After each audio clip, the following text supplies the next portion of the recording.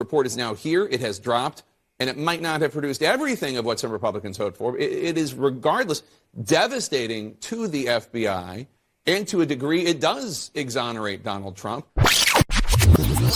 Why this is interesting and significant is that President Trump and others are trying to say that the FBI is corrupt, and they had this Steele dossier, which they say has been discredited, which is not entirely true, and that it's all because of the Steele dossier, and this whole investigation is based on nonsense. In this op-ed from the founders of Fusion GPS, that the dossier was taken so seriously because it corroborated reports the Bureau had received from other sources, including one inside the Trump camp. There's obviously a big move to undermine the Mueller investigation, and we see it all the time with all... The witch hunt.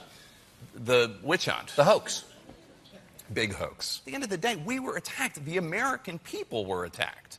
And that can't happen again. And the idea that there are members of Congress or whoever trying to stop an investigation from going forward into what happened so we can make sure it doesn't happen again, it is weird. It's weird. It's not just weird, it's unpatriotic. And we're back with breaking news in our politics lead. CNN is now learning that Christopher Steele, the British spy who authored the Trump-Russia dossier, alerted the FBI in July 2016 because he was so concerned then-candidate Donald Trump may have been vulnerable to blackmail. What's your reaction to that? So we've got a couple of examples now of genuine friends of the United States, members of the Five Eyes Alliance, an Australian ambassador and a retiree from Britain's MI6, having concerns about the well-being of American democracy.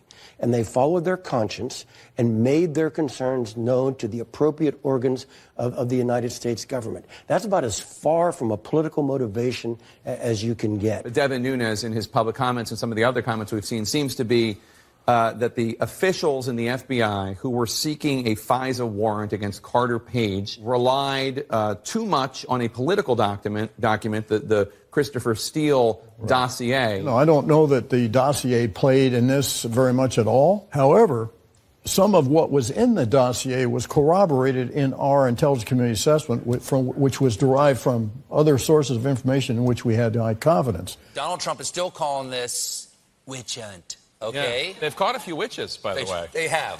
There have been a few witch indictments. Giuliani, great lawyer, he has said that the whole investigation at this point has become absurd. It's absurd. Is it absurd? No. We broke the story of the existence of the dossier that President Trump had been briefed, and we did not mention any of the contents of the dossier, CNN.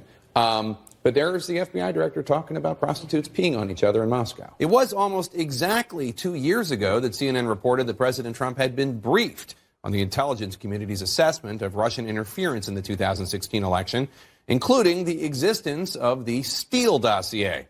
And despite the president's fierce denial, CNN's chief national security correspondent Jim Sciutto reports that the special counsel's team has already proven some of the claims in that dossier are true. Joining me now is the top Democrat on the House Intelligence Committee, Congressman Adam Schiff of California. Congressman Adam Schiff of California. Congressman Adam Schiff. Congressman Adam Schiff. Congressman Adam Schiff. Congressman Adam Schiff. Congressman Adam Schiff. Have Democrats found any evidence of collusion? Yes, we have. You want the truth about Russia and possible collusion. I just would like the truth and facts to be respected again in this country.